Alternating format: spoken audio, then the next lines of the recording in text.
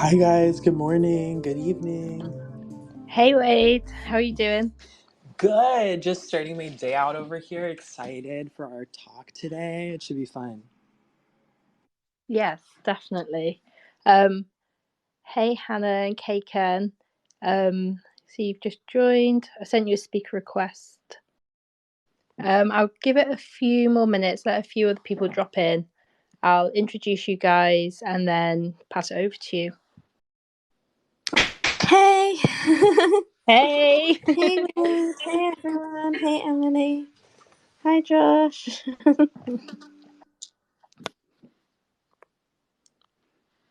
right, guys, I guess let's just jump into it because I'm super excited for today. Welcome everyone. My name is Emily. I'm the community designer here at Wisdoms for Neck now, and thank you so much for joining today's Wisdom Seed. I have a feeling it's going to be pretty special today. And a quick note, we'd like to switch things up a bit. So if you have any questions throughout the space, feel free to request to speak. We'd love to have you as part of the conversation, or tweet us any questions or observations below, and we can get back to you. So I'm really excited to introduce Wade Wallerstein, aka Habitual Truant. Wade is an anthropologist whose research centres around communication in virtual spaces and the relationship between digital visual culture and contemporary art. Wade is an Associate Curator at Grey Area, Community Manager at Outland, and Co-Director of Transfer, a femme-forward and simulation-focused art gallery. And Wade is joined by Hannah from Keiken, and they both have a really beautiful relationship and are super interconnected with each other's practices. So welcome to you both. And just before we plant today's seeds and I pass the conversation over to you, I'd love to start by asking you both a question. So, in 1,000 years from now, when I presume we're all residing in Necknell and we don't have jobs, what will you be doing on a Tuesday? Oh my gosh, that's such a good question. I'm gonna have to think about that for a second, but I think that I've thought about this a lot because I was watching a sci-fi series recently and it was, kind of in this post AI world where people never die and people have become so bored with contemporary entertainment that they find like crazy ways to entertain themselves. And I don't know, I can't believe that I'll be anything else but just excited and in wonder to experience what Necknell has to offer. And like I will probably be like lounging somewhere. I love to lounge. I feel like me and Hannah would be like laying in like whatever beside like whatever version of a pool there is in Necknell, and like being fed grapes by something. No, I love that so much. I feel like when I think about that question, I'm like, I could say something like really deep here, but no, I think I will just be like chilling somewhere really beautiful. Um, was that series you were watching? Oh, what's it called? Is it on Netflix called Altered Carbon? It sounds really similar. Yes, well, it's not that, but I also have watched that, and yes, very similar. Where kind of the where people don't die, and so as a result, they find more and more extreme ways to. Oh, do you know what I was watching? It was Alice in Borderland, a Japanese show, also on Netflix. And yeah, I think that I can't. I don't know. I'm the kind of person who finds wonder in the simplest and like silliest things ever, like I still get a crack out of like any meme that has the green M&M lady in it, like anytime I'm on the floor. And so I can't I have to believe that like, no matter how advanced or transcended we become, that you know we still appreciate the little things. No, totally agree. And Hannah, what about you? In 1,000 years' time, what will you be doing on a Tuesday? I think what Wade said was like it's basically indicative of a time that everyone like really wants more time to relax and just like enjoy life in a way that like in a way that really feels like you're running at the time, like the way that you move in life is at the speed that serves you rather than the speed that is.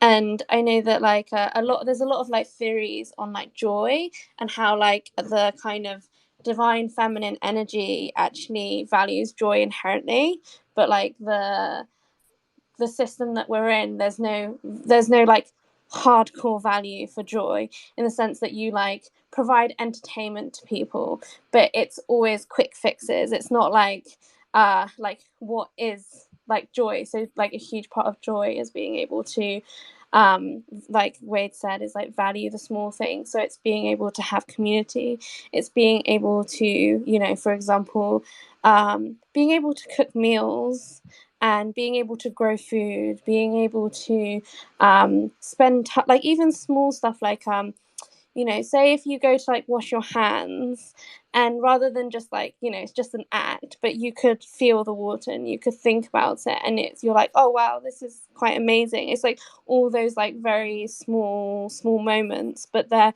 all part of joy, and they're all part of like being able to exist in a way that's like really does is indicative of like actually how your body feels like it should function. So I do think like for me, especially because I've been working so much, it's like the idea of being able to still like for example, it's like I always want to be creating things, and I always want to be doing things that enable me to create all the time, but at the same time I want to be able to value the people that I'm around and to give them love. I want to give like the world around, like I want to like, it's not just like the world around you, it's like, it's even like, I don't know, I grew up in the countryside, so it's like I had specific like rocks that were near me, or like the sea and things like that. It's like you give joy to everything around you. And I think if you can get to a place where you're in more harmony with things, like that is somewhere that like I certainly would like to be in the future, like regardless of like how many technological growths and changes there are. I think that being able to see, like being able to exist in a way that really feels like you're moving at the speed that you should be, and you're really valuing all the things that are around you in a very whole way. I think that's totally how I always imagine like my dream well-being. Well, also the other thing that I thought that you said was important was, you know, was like the idea of community. And I think that like, to me, it like a state of harmony is a state where we can spend time together, time without a goal, time without a purpose, time without like a task that has to be done. Like I often think that like the most productive thing you can do with someone is to do nothing together. And like you know, my my future utopia, I think, has a lot of that time scheduled in. I mean, obviously, you know, I think that like as people, as beings, we need like common purpose and, you know, like shared experience to tie us together. But I do really think that that kind of just complete purposeless, like the only purpose is to spend time together, is really, really critical. I think it's also just enwrapped with like things like you could feel guilty that you're not doing your work, or you could feel guilty that you're not doing something else, and that and or you can be fearful like fuck, if I don't do this now, then like I would love to spend time with you, but I can't because I've got to do this now. And if you could like stretch time, I think actually there will be a technology that will be able to stretch time in the future, because like I'm pretty sure aliens can do it, so we definitely should be able to do it. um but I think being able to stretch time, but also being able is, I don't think it's just about like stretching time. I think it's also about being able to um inhabit time in a different way. But yeah. No, they were such beautiful answers. So yeah, I know we don't have too much of an agenda today, but I'd love just to hear more about how you guys know each other, different projects you've worked on, and how your practices sort of interconnect. So yeah, I'll just pass over to you guys. Well, I definitely wanted to say that I'm really excited to be here today and be talking about Wisdoms for Neckno because I have been talking with Keiken about these ideas and also have worked on kind of some earlier iterations of this project and kind of the project that the precursor project to this, Wisdoms for Love 2.0. Um, and so it's really cool to see how the vision has developed and where it's come from and what. And I'm also really curious to hear from you, Hannah, like how, like, what you guys have learned so far. Like, you've been kind of on this journey thinking about this, I mean, and related ideas for much longer, but with this project specifically, probably 3 years now, something like that. And I'm sure that in that time you guys have like changed direction 7, 8, 9, 10 times. um yeah, I don't know, how has that kind of journey been? Yeah, so I think the beginning was obviously like it was this kind of it definitely emerged like in 2021 when it's just when COVID happened. There was so many changes. There was so many reflections to be had. When we made Wisdoms for Love 3.0, that one, it's kind of funny because I feel like that piece of work it really is about the kind of it was really reflecting on the contemporary moment in the sense that it was really reflecting on like, well, how do people feel now and how could that be propelled into the future? And I think we were reflecting a lot on like how you could see from a bird's eye what systems and infrastructures were there and what kind of in relation to like how people felt and how that could have like some sort of impending implication for the future, that the feelings of now will create whatever exists to come. And they're infinitely entwined. And I think that we like, as some of you must already know, but we started to think about how we kind of that we are like the main character of our own like narrative that we play in the world, but we are actually, it's like we're in a gameplay, and rather than in a game you might have like a gun or you might have a like weapon to be able to interact with the world and get to different places and to achieve different levels or whatever. But in the Earth game, it's like you have the kind of main tool is money, and you use it as a form of exchange, and it often is a kind of like guiding factor in the way that you might live out your life experience and your kind of narrative. So I think we started to think about this idea of gameplay, and that the tools that we have on Earth are very inherently affecting the way that we operate, and we should think about those tools very carefully, and maybe we could use the blockchain to change this. And so we thought about how, like, well, what happens if you so what's kind of missing with like a financial infrastructure? So I think the implication of financial infrastructure is, yes, it's very efficient. It's like does its task pretty well in the sense that you can exchange goods and resources all over the world, but there's huge inherent implications for it. It's also, we're in a time of accelerationism, which again is like going back to this idea of like we're moving too fast and it's not at the speed that allows us to conscientiously make decisions in the best way that is for everyone and thinking of everyone. But what happens if financial structures could like currency could inherently be philosophical?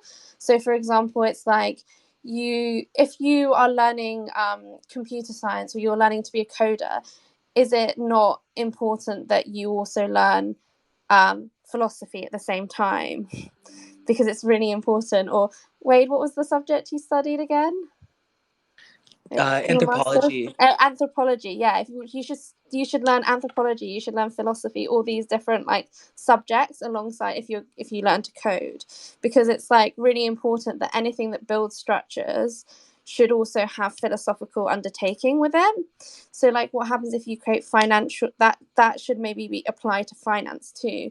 And so the blockchain could like potentially have like currencies that are like alternate forms of currencies, such as like for in this case it's like wisdom is the like first one, but you could have dream currency, or you could have care points, and like, you know, for example, there's ones like you should have motherhood points, because motherhood should be financially, like, you should gain something from it, like it should reward you in some way that like enables your infrastructure to be stronger, such as joy. You should have joy points, you should have all these things, because they are actually inherently valuable to human beings and to the earth and to the universe. So I think it was kind of like that was the kind of like conceptualization of it, and then like the next turn really was that I think for us as artists, we well build, and because we well build, we have this kind of like living thing that exists. It's not like an artwork that finishes and it's closed. It's like it just keeps growing and growing, and it kind of comes from this kind of source point in some ways. Like we're always speculating the future, and all the different works connect to each other.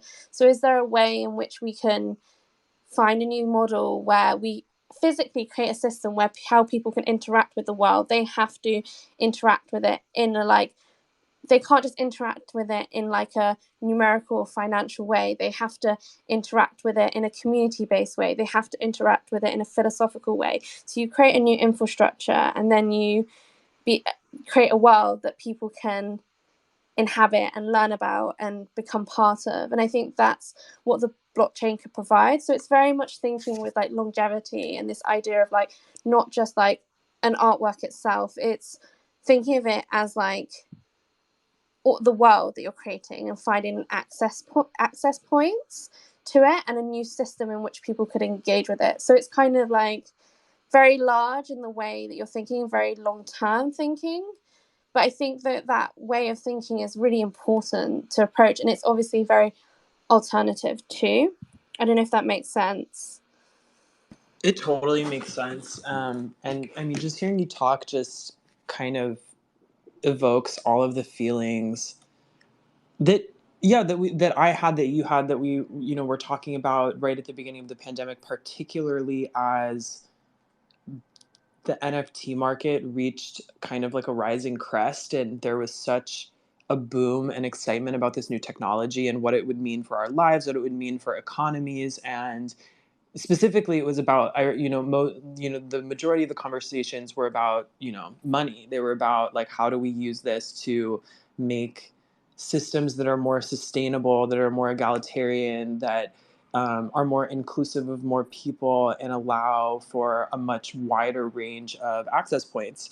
And like, I think that, the central question that we dealt with, particularly in our transfer show, Pieces of Me, was that Wisdoms for Love 3.0 was included in, was what is valuable? Like, how do we feel about value? Like, what is truly valuable in the world? Is it like is it a piece of like, is it a financial asset? Is it a crypto? Is it cryptocurrency? Is it our experiences with each other? Is it an artwork? Is it, whatever it might be? And I think that in a lot of ways, something that I was really excited about kind of the emergence of the decentralized web was a focus on community. And I mean, I think in a lot of ways but it was really interesting because community was really leveraged as a financial mechanism, and continues to be leveraged as a financial mechanism by, for instance, like membership-based DAOs who, you buy in to join a social club sort of structure. And I mean, that's one of the things as well that really resonates with me about NECNEL, is this proposition that value isn't determined by a market. Value is determined by ideas, by emotional connection, by wisdom, that I think, to this day still really resonates with me. Yeah, totally. I think that like it's really important. It's like, obviously we're like artists, and I think we're not like necessarily like it's not like we are like, my job is not like you know, like my work is not like, I'm not like a community leader or something like that, but what we can do is we can cultivate these new systems, and like you are the community, you can create your own communities, you can find common ground. I think because like there's the amazing thing about the blockchain is like, obviously people, like there's so much value based on like financial, like there was a lot of it's to do financial things, and also that's why like a lot of things collapsed, because it showed the like that there was a lot of shallow like relationships. But at the same time there's also this amazing like emancipatory possibility where like I think digital spaces can actually, like, even though for example platforms like Instagram or something like that can be inherently like superficial, but actually if you think of like, did most digital spaces, they take away a lot of your senses and they abstract a lot of who you are, but you could actually find loads of common ground with people in ways that you can never imagine, like the way, because what people are interested in is so weirdly niche. Like it's so weird what people are interested in. Like people have this natural gravity to like something that seems so beyond themselves, because it's like, why the hell are you so interested in, I don't know, like even like anthropology to arts to digital arts to, you know, to very specific like genre to blah blah blah. And it's like, it's almost like this like magnetic pull to something that is beyond yourself. And I think that this kind of like, what's so amazing about like digital spaces is and especially things that cultivate some sense of like community, a place to like converse with one another and to share ideas, is you find people that you just share this really like, it's like inherently important to you, that you talk about this thing and you research it and you keep going in this like kind of invisible path to somewhere that you don't even know. And I think that like that's kind of like the sort, like we want to try to like open those gates in some way through our art, but like through also this kind of world building and letting people in using the blockchain, if that makes sense. Yeah, absolutely. I think that, you know, I mean, the thing that we're constantly lacking for, I think, is infrastructure, because I think that in a lot of ways the ideas are there and the desire from, you know, community actors are there to, you know, organize in more meaningful, more connected, more holistic ways. But we don't always have the tools, the resources, the infrastructure, the systems in place to even like organize or orchestrate new systems. And it does feel really exciting that the blockchain could be used as a pathway to do that. Do you really feel like blockchain is the tool that can do that? Like, how are you guys feeling about um you know launching this new collection? I think it's like, for us it's like, we love working with technology, and it doesn't really matter if the technology is not perfect or it's you like pretty much every technologies are like it's like the blockchain is inherently bad and inherently good at the same time. So you kind of need to just like think, like it's like you just imagine upon it. And I think if we can like cultivate that imagining to happen into action, then I think it could be something that's like meaningful, and um, it can actually prosper something that is helpful in people's lives and cultivate this more dynamic way of approaching art and being able to be part of something. Because I think there's a lot of things that can be lacking. Like I think the system that we exist in, with a lot of like substructures, which are like, you know, the art world has their own structure in itself, and you know the blockchain is like, it's kind of interesting because it has loads of possibilities for new structures, but it does also have like certain ones that are starting to be formed and written into existence. But I think that like it's it's like it's kind of, in some ways it's like, if you can make it happen, I think it's amazing. But I think the tools are there to be able to make it happen. And it's, for us, it's just exciting to have a technology to work with that could facilitate an idea. And yeah, and I feel like it bridges the gap between like us like creating art away from everything else, and then just quite matter of fact just showing it in a gallery.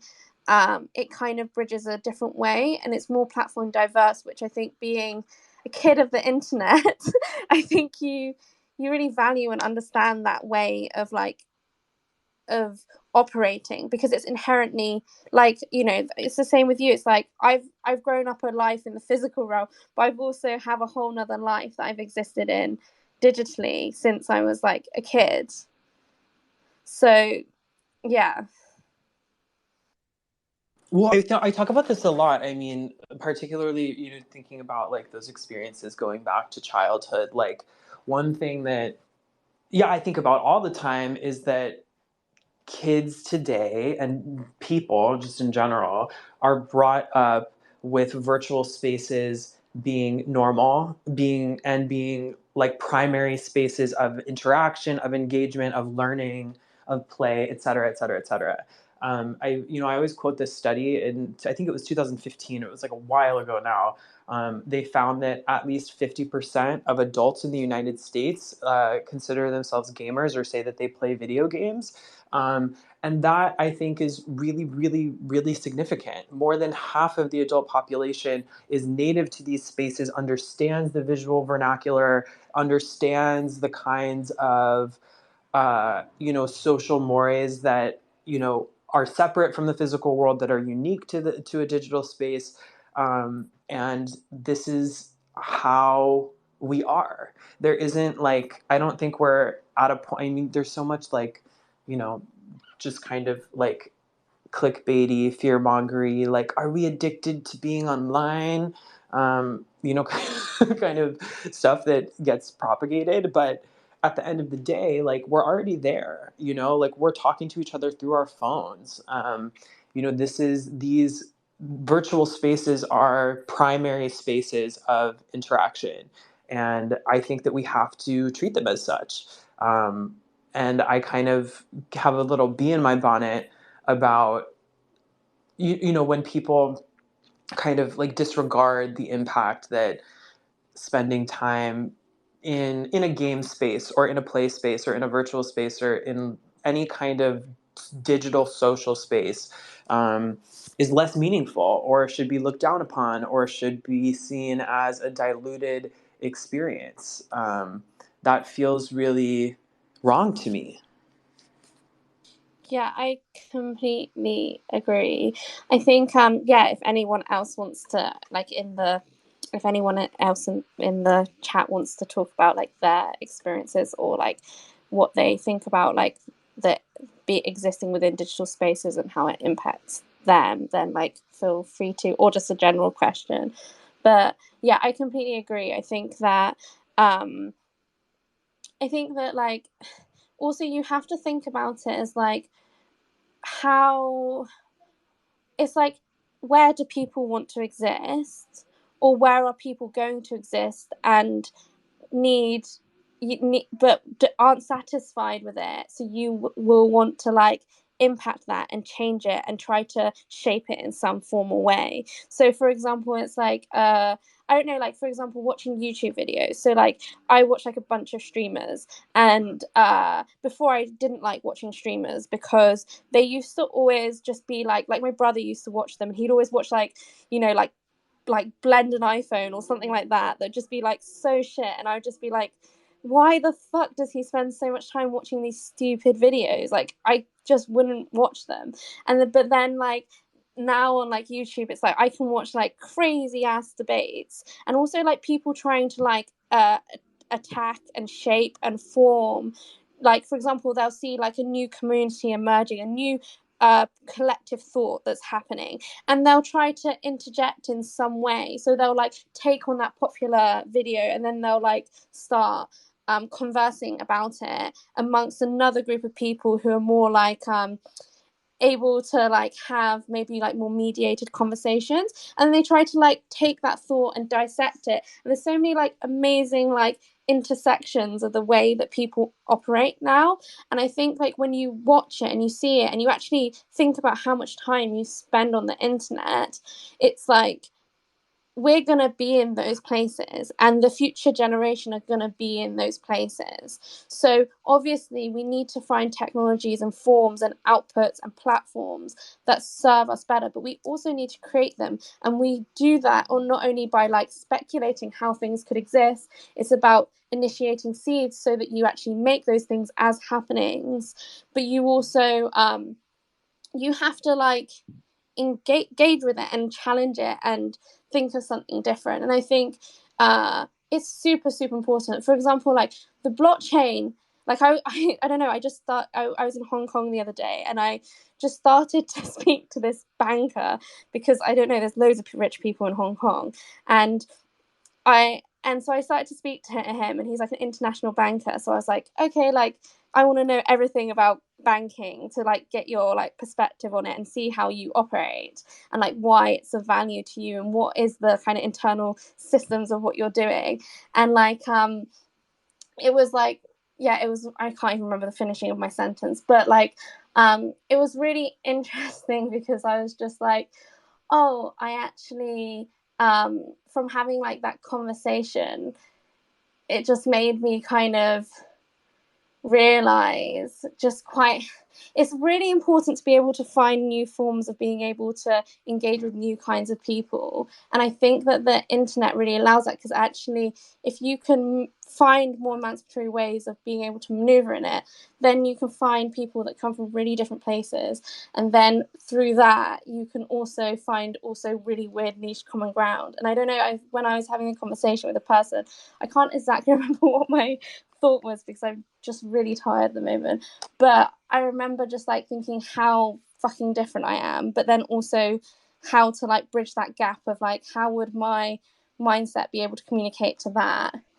and how do you find forms in which you can make people from really different places come together in really weird circumstances. And I think sometimes people think about that they think about like, oh well, the good old days used to be that you go to a bar or something like that and you just randomly meet someone. But I do think that the internet, the forms and the shapes of it, it's just like, and the digital space and how they could perpetuate into something even greater, you can create those happenings and those moments.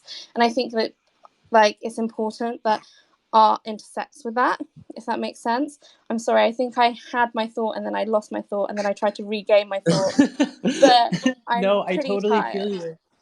I totally feel you. I think that, and I mean, that's one of the things that, like, and I think why Web3 has been so impactful to the arts community has been because, like, it was an ecosystem where art kind of came first, where we weren't using, NFTs to sell to sell tickets or to sell real estate, which, there are more experimentations with different kinds of sales. But, NFTs, artworks were really the first thing that became really popular as a tradable asset here. And as a result, community formed around shared bonds around art, which I think is really, really meaningful.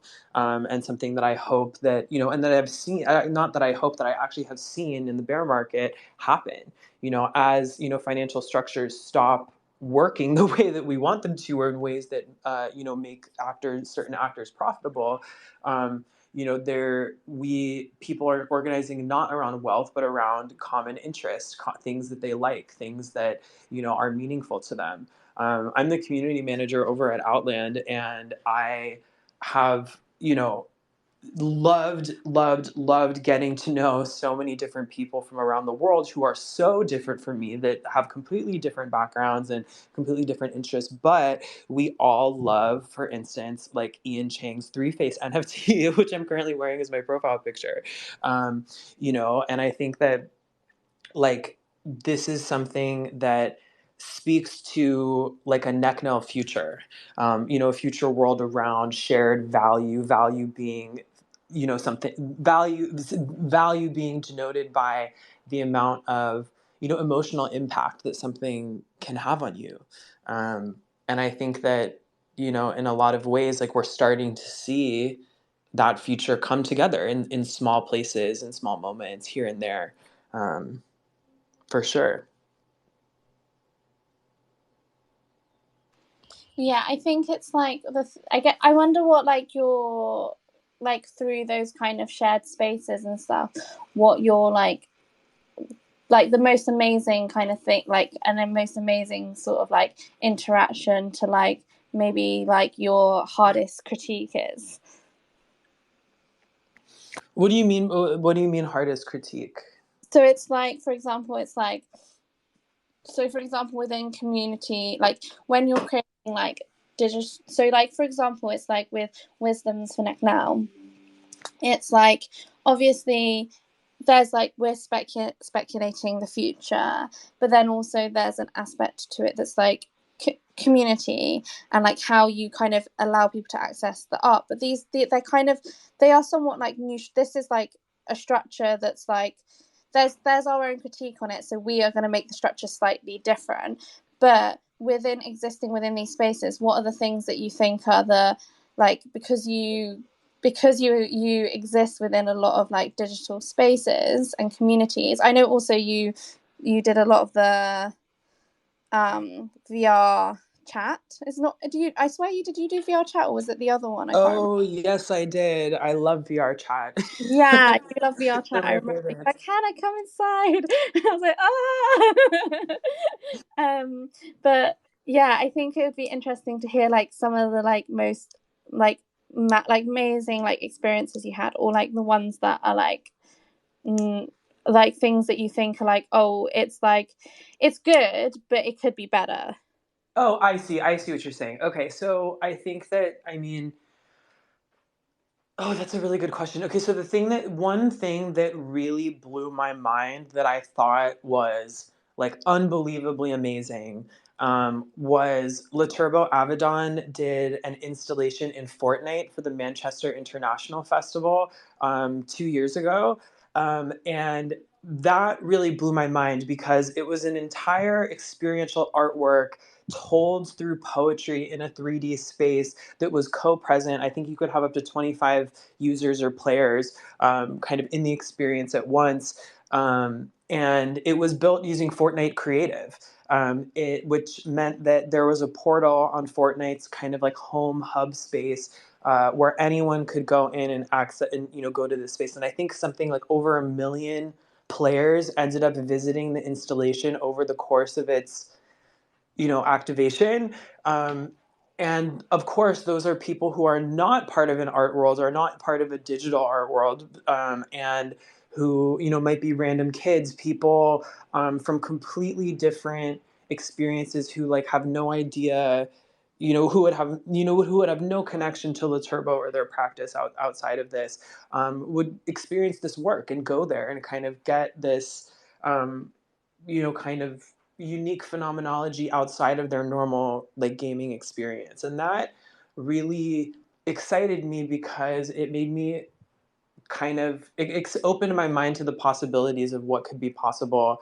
the possibilities of what could be possible, the possibilities of like what happens when you meet people where they are. Like, I think that it's really important that we don't just kind of like sit in, our, like, I live in Silicon Valley. I'm from the center of where all tech, good and evil, is born and propagated. And I think it's really important that we don't like sit in our little, like white cube office spaces and like, make these kinds of worlds in isolation, but instead like go to where the people are convening, and really making things public. I think that there's such an opportunity for public art, for public experience, for public expression, through various co-present technologies that we have available to us right now, which was super super cool and super exciting. At the same time, I feel like on a harsher side, I think that like I am just seeing more fragmentation. Like I'm seeing like new companies emerge, building kind of their own thing. You know, I'm seeing different kinds of walled gardens. I'm seeing like really what we really need right now more than anything else is a standard protocol for Web 3D. Like this is something that like is desperate, that like, you know, very, that like some people are working on building, but it isn't really something that is super talked about. We don't really have a great way of like just loading up and resing up 3D web experiences, making files cross-compatible, of making those, you know, we have a lot of different really cool tools. Like, you know, some people are working with Unreal 5, a lot of people are working with Unity, that a lot of via Blender that allow them to, you know, create in 3 dimensions for screens and for web space. But we're still kind of clunking through like various like protocol incompatibilities. We're still clunking through how expensive hardware and software is, how inaccessible hardware is.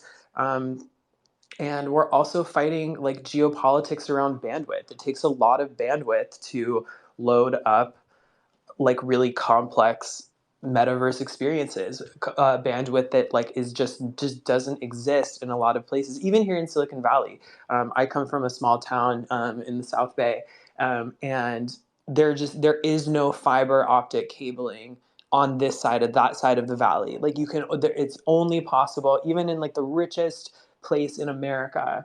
You know, you can only get Wi-Fi speed that is so fast, and you know, we've got a number of, you know, and for instance, like I did some work a number of years ago at the UCL Multimedia Anthropology Laboratory, where we worked with Indigenous women and Indigenous women organizers in the Amazon.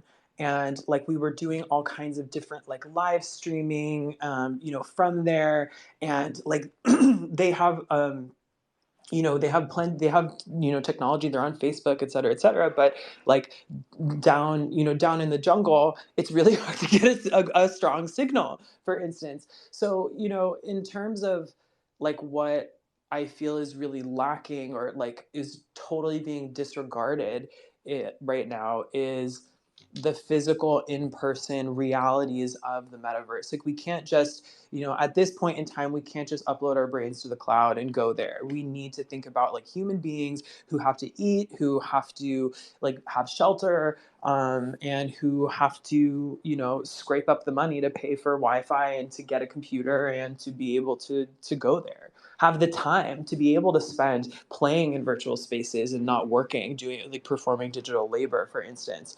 And I just don't think that we, you know, as a very general comment, talk about that a lot. And it's super, super, super important.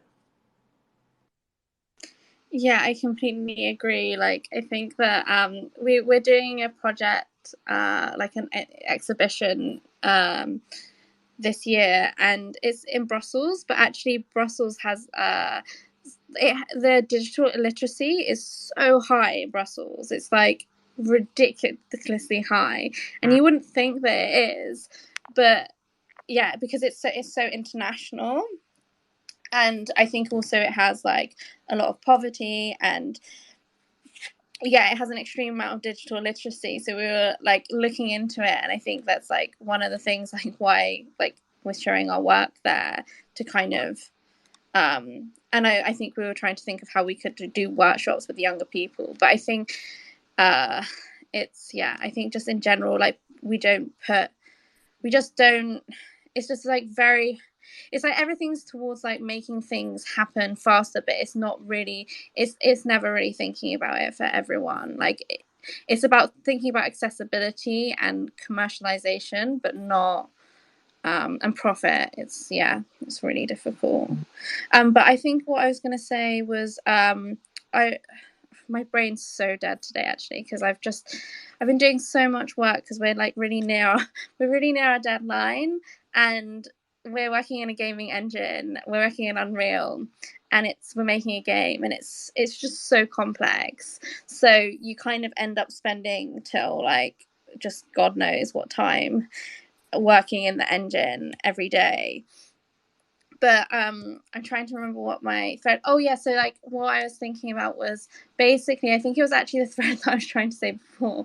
But basically, I think that the blockchain will, like, it's going to be used by banks. Like, that's what will end up happening, is that big banks will be able to take it on in a way that's like very formalized, and they'll be able to like basically like use their system, and like they'll use a very like official system that exists, that, you know, they know like works for the way that they've been working. But it's really important that like there's ways in which we can start thinking about, well, what alternative systems can we use with the current tools that exist. And like being an artist but also being a self-taught with technology, it's like you can't just like have technologies that serve you perfectly. So we need to find ways to not just have digital literacy for people, but also to find ways and encouragement and spaces and communities where we start thinking about how do we start, like, technology is really inherently important to how we shape our future. So it's really important that you create this kind of energy to be able to start imagining new ways and new systems through technology. And I think that's like kind of like, we love to speculate the future, and I think for us it's really important to like to be honest, like, unless you're in like this beautiful like in nature somewhere, like, you know, quiet, beautiful, dreamy, like reality is like, well, for me, and I think for the girls, it's like we just like to live in our fantasy so hard, and we love like fantastical worlds and thinking of like the like of how reality could be beyond what we completely know. And I think that but I think it's really important to like encourage, like find ways in which you can just keep constantly encouraging people and talking about and cultivating that experience of like, okay, like, well, how do we, using tools, how do we shape those tools to be different so that we can create new systems of change.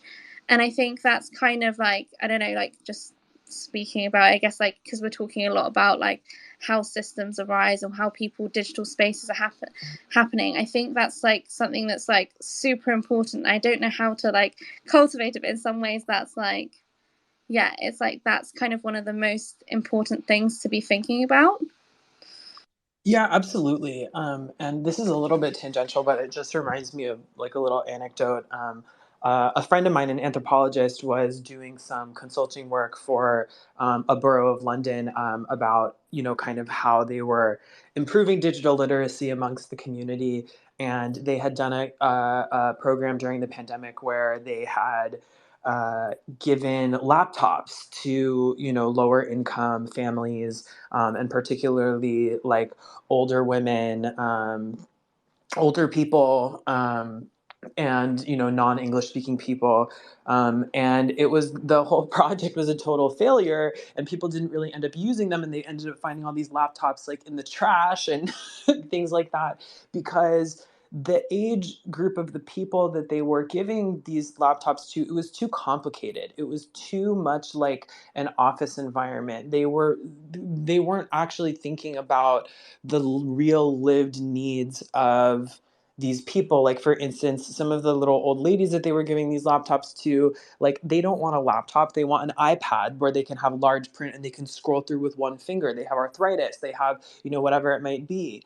And like, part of imagining the future is also like actually thinking about people's needs and actually thinking about how people operate, and not trying to force some other kind of construct or system onto them that is arbitrary or doesn't actually, you know, meet their needs. And this is kind of something that you were talking about at the beginning, you know, about how, you know, we need to think about each other in like a more, wholesome way. And I think, thinking about the future, we really have to do that, because it just doesn't work otherwise. Yeah, and I think the thing is like it's so hard to know what people's needs are. Like it's so much more vast and complex than what we would ever imagine.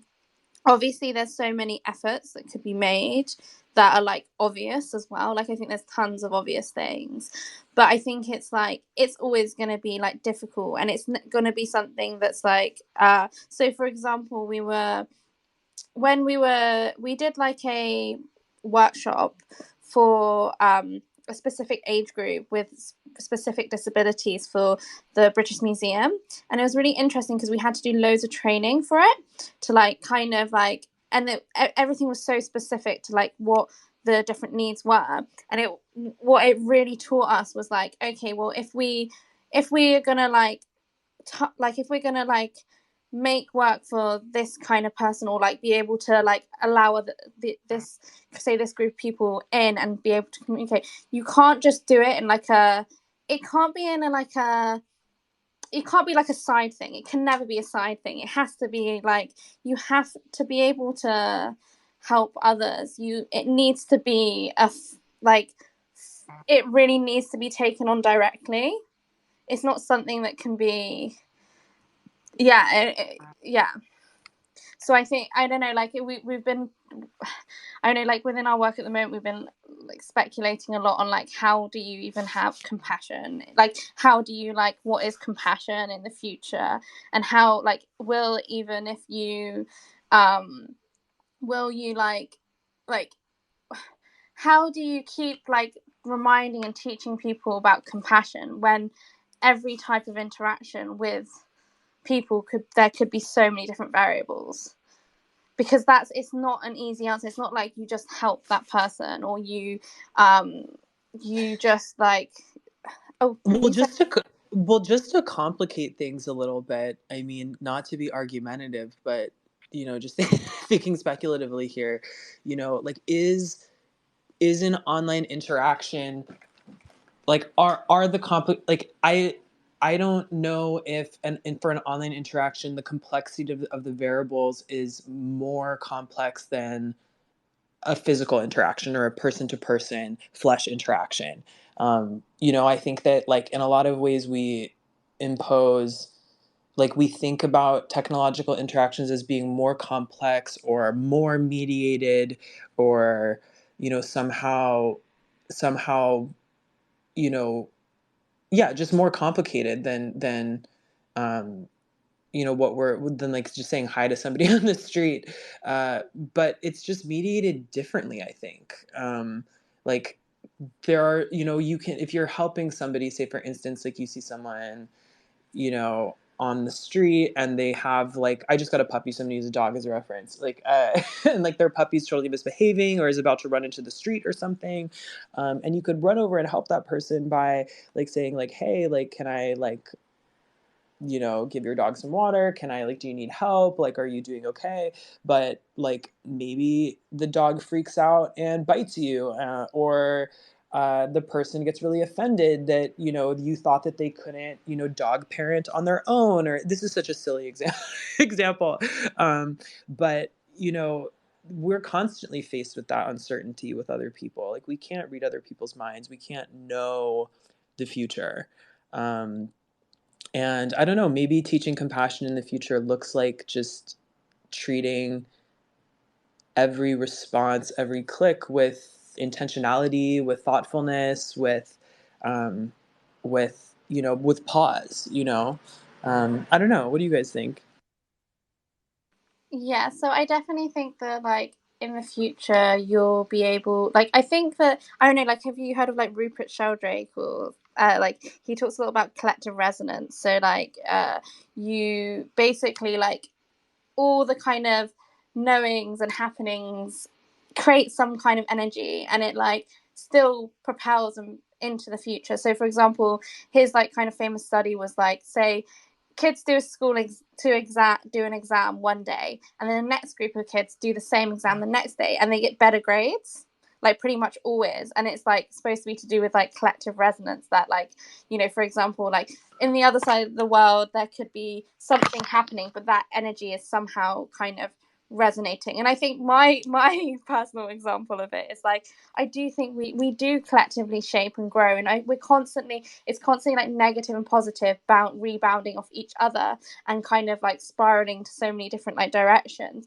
But a good example is like TV. Like there's so many things that are not acceptable anymore because we collectively know that that was not compassionate. Like, you know, you no longer can you watch like America's Next Top Model without thinking how fucking insanely like disgusting the behavior was. It's collectively like seen as that. So I think that like I do think there's an element that people like, conscientiousness will grow as we know more things, but the implication is that obviously technology is so, like, we're using tools that we don't understand, and it's so unequalized in terms of who gets access to like those technologies and who can actually implement those technologies to the masses of people.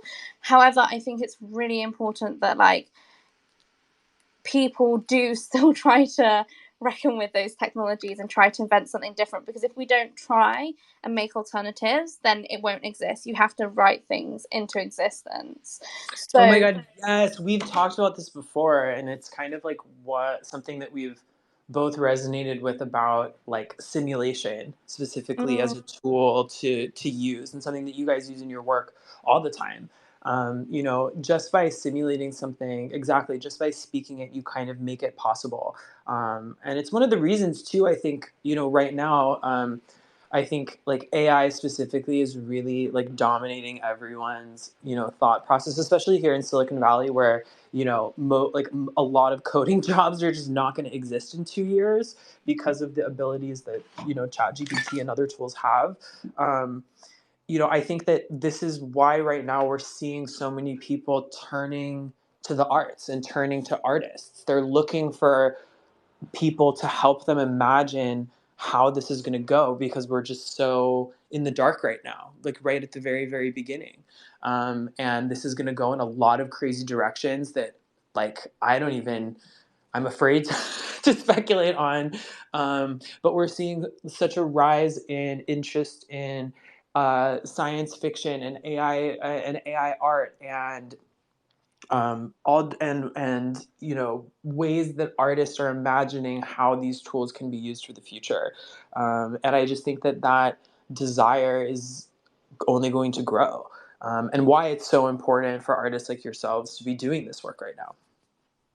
yeah, completely. I think like even if somebody is like, oh, if only one person sees that thing, or you share that idea with one person, that's all. Even you make I think if you find a piece of wisdom in yourself, you should find a way of trying to share that with someone else. Like it's really, really important, because we need to like exchange our thoughts and ideas, and we also need to find ways in which, like, so for example, like the reason why community is so important is because like not only does it like bring joy to people, but it's really important because it allows you to have the, like, most people want the encouragement of others. Most people do things, they're not going to do that thing if no one else, they can't share it with someone else, because they're not going to get joy from it. So a good example is like making a meal by yourself isn't as fun as making a meal with someone else, because you get to exchange like food consciousness with each other. Like that's amazing.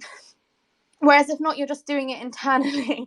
So it's like, so I think this kind of like, I don't know, like for example, it's like, I feel like the best talks we ever do, like, so we often get asked to do talks for students or for people, and we always have this talk that we do about like how we kind of started off as like friends, and we didn't know anything about technology, and we taught each other how to do it. And you know, like for example, it's like we really didn't have any resources. Like I come from the fucking countryside. I just literally have the internet.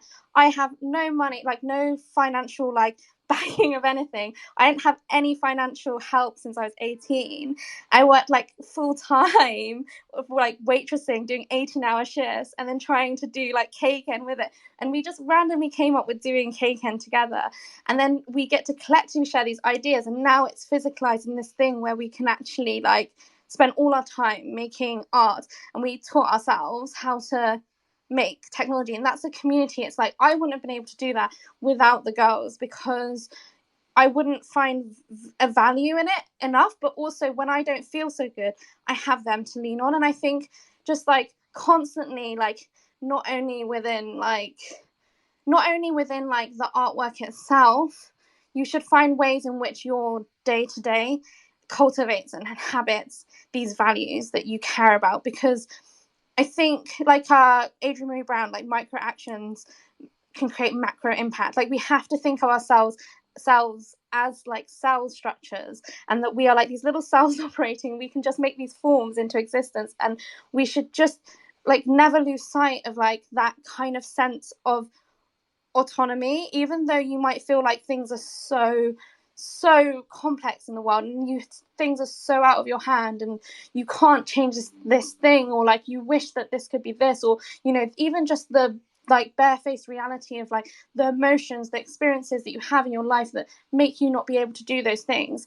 Always reach towards like a sense of community, a sense of wanting to see the world differently. Like I think that kind of like thinking and inhabiting, and that's why I kind of believe that the blockchain is one possibility of like bridging that gap between just art being artwork, or artwork that is commissioned through. So for example, our artwork is like it's not inherently community based, in the sense that it's like we have a community of collaborators, and that's how we create community. But it's more like us making artworks. But I think that the blockchain can create conversation and community and wisdoms and these kind of things through digital spaces, and that will eventually transpire into something that's like so much more fantastical and like unimaginable than what you can imagine. And we're just passing on these bits, these actions, to a future generation.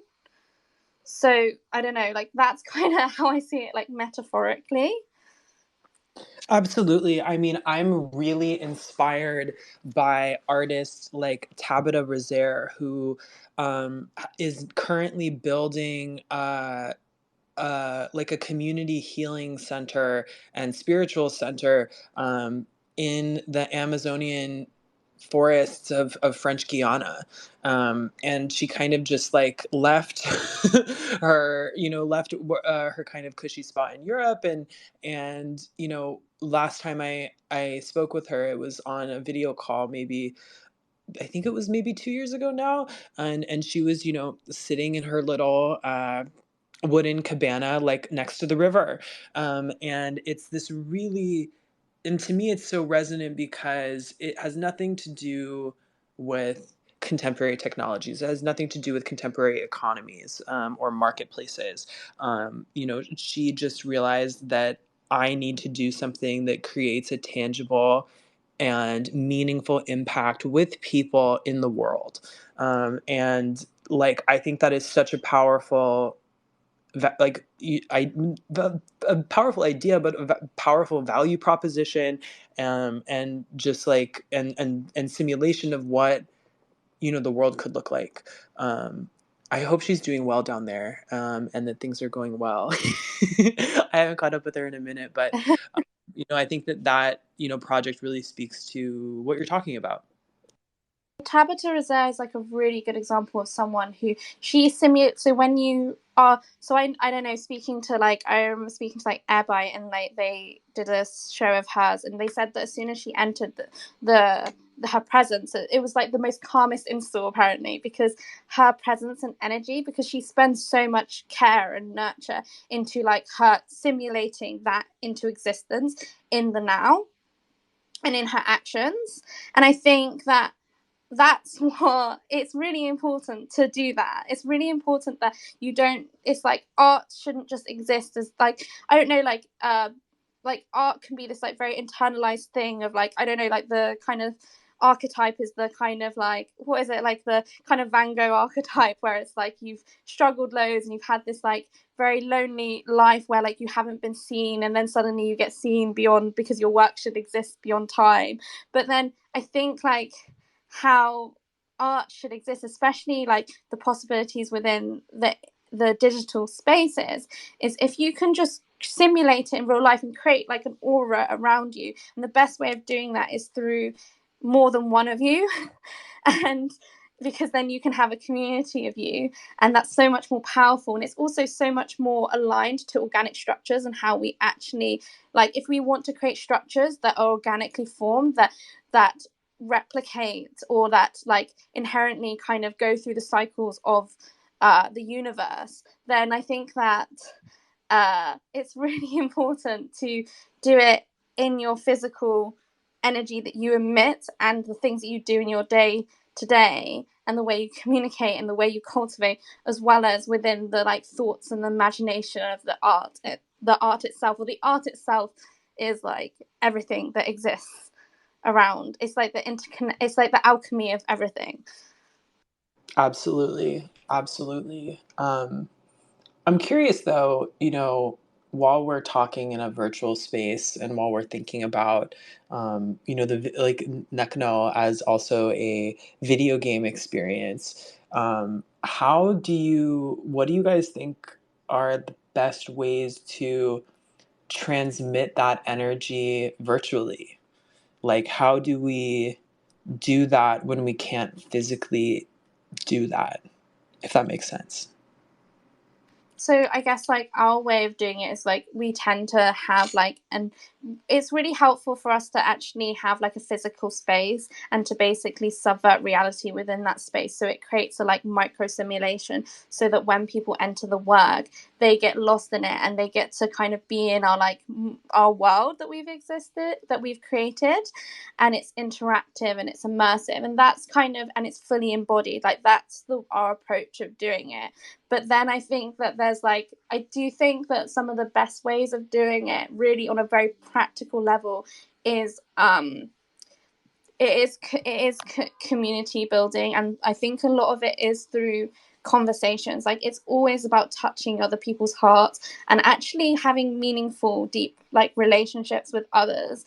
And also by doing it through a community, like you can't do everything yourself. So it's really important to do it in a community led way. So like, for example, with data, it's like one of the reasons why we love working with each other is because actually they themselves are like a community, a collective of people in it. Like when you're with them, it feels like you have a sense of family with them, you have a sense of like friendship with them, you have a sense of like being interconnected with your minds. Like you actually feel like you can share ideas and you have trust with one another, so that when you can take on one thought. And so for example, it's like I can like say an idea and then they've come up with something that's really amazing, and then they've had another conversation. It's like it naturally organically forms. So it's really important to have that kind of sense of being and existing.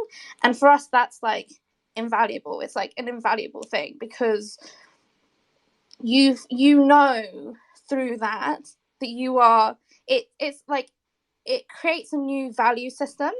Because the thing is yes, money exists, but actually the way that you operate as like a more micro actions is a lot of exchanges are through. And actually Josh talks about this as well. We talk about like wisdom as an exchange, and it is already a currency, but the currency is like not very fixed, and it's not very like there's not like a kind of like system that is like a kind of mass system of it that's like official, that allows you to like over what's the word, it's like when you can like, it's like I can't take my wisdoms to the government and then overturn the government system through my wisdoms. There's like no kind of form for that. But but I think that like we are constantly exchanging through this like shared value and care of one another, and you've just got to keep trying to do that in some way. Because that is so important, and those are the things that are going to enrich you. And that's also like the micro actions that you're weaving into existence that are like genuine, like for example, Wade, with our like friendship, it's like we have an ongoing conversation with one another where we actually shape a lot of our ideas and thoughts. Like when we were talking about the wisdoms, actually this was something that we just spent loads of time in Clubhouse. And obviously we also have like a, you know, we have like a relationship where it's gone back to like physically being with each other, like when you come back to London and things like that. But there's like this ongoing like constant exchange with one another that's like, you know, we both see it as this lifetime thing with one another, and we don't talk about it, but it's this thing where we exchange minds with one another, we grow from one another, and then we meet together again. And it's like it's valuable, it's important, and we wouldn't like get rid of it. Do you get what I mean? It's like we know we wouldn't get rid of it, and we don't talk about it like that, but we wouldn't, because we know it's of value to one another. And I think that is our, like, that is a form of being able to weave new ways or new paths of existing in the universe that feels like, it feels good, it feels right, it feels like you're growing, you're having, and you also feel you feel cared for. Like, it's really important to feel like you belong, and those things Absolutely. give a sense of belonging. Totally. I mean, it's so true. Like, that's such a good example, and you know, I'm so grateful for our friendship and for all of the conversations that we've had over the years. It's so true, and I think that like there is no overestimation of what we can learn from one another, and also what we can learn from synthesizing together. Um, you know, and it's one of the reasons why I'm so inspired by the way that your studio works so collaboratively, so in dialogue with other actors, so openly. And I think that that's really emblematic of a powerful, you know, of a powerful toolkit for the future. Like, and I also think that, you know, something else that you mentioned is like, we do it also because it feels good, it feels right. And I think that like, that's something that I also hope for a future is, you know, and it's really important to follow those good feelings and to stay there, and to, you know, continue resonating. I think that like a lot of times we do things because we think that we should, or because someone tells us to, or like in service of like some kind of goal that isn't in line with like who we are or what we believe in. And realignment is really critical too. Um, yeah, yeah, I think I'll stop there. Yeah, no, I think it's true. And I don't really know, I we need help from others too, but I do think if there could be some way of being able to keep cultivating this possibility of like encouraging like, the more that you can build community, the more that you can like start sharing and exchanging the ideas and being able to create your own value systems. Because the thing is, it's very hard to create a value system as an individual, because it's very hard to be that powerful and have I that just much. don't think it's possible, right? Like, is it even No, like, I think that I think value, yeah, I don't think we can. no, yeah, we can't, because it's like, you know, and also it becomes like it will become a dictatorship because what will happen is you create value, and you create value, but you are at the top and you're not exchanging things with others. And really how minds work is like, it's an alchemy of minds, that like, I'm not just me, I am everything that is around me too. And that's why it's, you know, it can be hard to contend with. It's like going on Instagram, or, you know, like, it's like I can be super shallow, like I can have, you know, I want to watch trash TV or whatever, but it's also like those things are like, everything is a reflection of everything around you is also you. So because your brain literally is like a fucking, like, our vision, everything that we're perceiving is actually coming from our minds. if we switch it off, it's not there. And we're only, it's like, for example, it's really interesting actually, this artist who I can't remember their name because we were just in a panel talk with them recently, and it was really interesting because within their work is actually incredible. I should find out who they are, but they do VR works, and they basically were talking about how within the VR it's really interesting how you can kind of simulate you can be experiencing the same thing at the same time in VR, but actually you're both on local servers, which is really interesting because if you think about the mind, your mind is on a local server. It's to your body. And basically what happens is, what's interesting is sometimes there's a lag. So sometimes say an interaction happens in the VR that they're in the VR experience that this artist made in the one local server, but somebody else is also experiencing it, and they can see the trace of someone else, and they both experience the same VR experience at the same time, but sometimes visually it looks different. And it's not because it's different in the sense that he's programmed it to be different. It's because your local server is perceiving or simulating the experience just slightly differently, and also at slightly different times. And that's actually a great example of that's literally how the brain works. It's we are just projecting this stuff into existence on our local servers, and we're always kind of seeing it slightly differently. But it's really important to think that it's the way that our minds work is yes, we have these local servers, but it's I don't know if you've ever what is it called, is it DMX? I don't know if you've ever heard of them. They're a type of computer. It's what UVA created. I don't know if you know the UVA.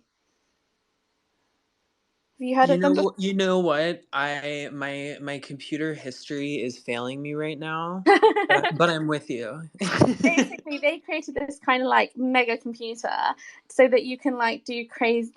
It's so funny because whenever we work with them, technicians love it. So this type of mega computer, and it allows you to it's it's the computer that allows you to do live interactive visuals because it's so powerful. But it's when you put the minds together, it's you do become this mega computer, and if you connect to each other strong enough, you are on the same bandwidth as one another. So it's really important to you don't want to just be you don't want to be a really old PC computer that's breaking down that no one's using. You want to be this kind of mega computer together. You really want to I don't know, I just feel there's so many ways of understanding the world, understanding the universe, understanding our bodies, our minds, our needs that just they're not actually the real way of communicating. They're not correct to how we feel and think. They're just words that exist that make the world more simple, but they're not fully accurate. And I think that actually, if we start to understand ourselves slightly differently and actually understand it on a very, also a quite scientific level and a spiritual level, because we literally are spirits in this in a body. I think that the way that we will make formations with one another would be completely different, because we would really understand the value in our interconnectivity. We would really understand the value of what kind of shapes and forms we grow in together, and we would also understand what kind of directions and how much power you have within small groups. And I think that's why it's so important to start, if art can have a more direct way, an immediate way of starting to build that sense of community, which is one of the reasons why we're so passionate about Wisdoms for Neck now, is this possibility of how do you bridge this gap between for example, it's being able to, it's a small action, it's a micro action, but being able to have a string of conversations that happen, so you really get to know how we're thinking. Hopefully that will help inform someone else, and then they'll come up with an idea, and then they'll talk to someone else, and then they'll join in. There can be a ripple effect. And I think if we can kind of start to like sow the seeds, which is like wisdom seeds. It's like if we can sow the seeds of change in a different way of operating, and obviously it's not perfect now, and it's not what, you know, it's not like if we're imagining the future 1,000 years time, because not only do we want to, but because we really believe in like that reality could, like, it's really important to see the world differently. So thinking 1,000 years in the future is super important, because it allows us to completely radically use radical imagination to change, to imagine the world differently. But if we can slowly like sow those seeds so that it encourages one another and it supports one another and gives like gamified experiences, gives like different access points and different ways of like weaving something that is a system that is more meaningful and actually operates in a way that provides these like the right like soil, like a rich soil to, and a nurturing ground to prosper in some way that is different. Not, it's not to do with a system that is, you know, the systems that just exist. It's about trying to like obviously the systems that exist that are also good, but it's about being able to also like come up with alternatives. And I know it's like a small thing now, and I want like hopefully it like encourages people to think that way, because if you can just slowly make like plant those seeds and start to make micro actions, then hopefully it can like grow into something else. But you just like, to make things grow, you really want longevity. You don't want to be thinking about it as like this short-term fix, and it's complex, and it's at the like, that's another great thing about like the blockchain. It's like you can have like a project that's in its early formations and you can just watch it grow, and even though, and you can shape the way it grows. So if it can do that kind of thing, and like the ideas of what it could be is so, you know, there's so many ideas that we dream of, but these are like the beginning sowing seeds. Totally. I don't mean to cut you off, Way, but just conscious of time, and also kind of think that's a really beautiful way to wrap it up. We've sort of had a full circle moment of when we started asking what you guys would be doing 1,000 years in the future, and we've ended up here. And would also just like to say, I think this conversation is a testament to everything we've been talking about, from like community and connection building, and how that really forms beautiful relationships, which we can see with yourself, Wade, and Hannah. So not sure if anyone here had any questions. If you don't, that's absolutely fine. Like, feel free to come in, join us in the Discord, and we can have a little chat later on. Or Wade or Hannah, you have anything else you'd like to add? Just that I'm so excited about this work, the experience, what you guys are building right now. Yeah, it's going to be a wild ride. Let's have some fun.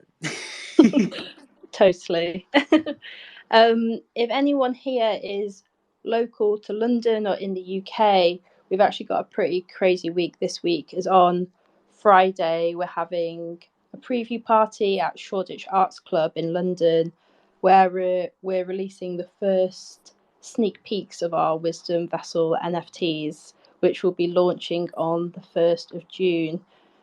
We haven't announced that publicly anywhere yet, but there's no secret between friends. So yeah, super, super excited for that. So yeah, thank you so much, Wei, for joining us. And Hannah, I love hearing you speak. You know that. Thanks, guys. And feel free to drop in the Discord, DM us, whatever. There's so many ways you can get in touch with us. Thanks again.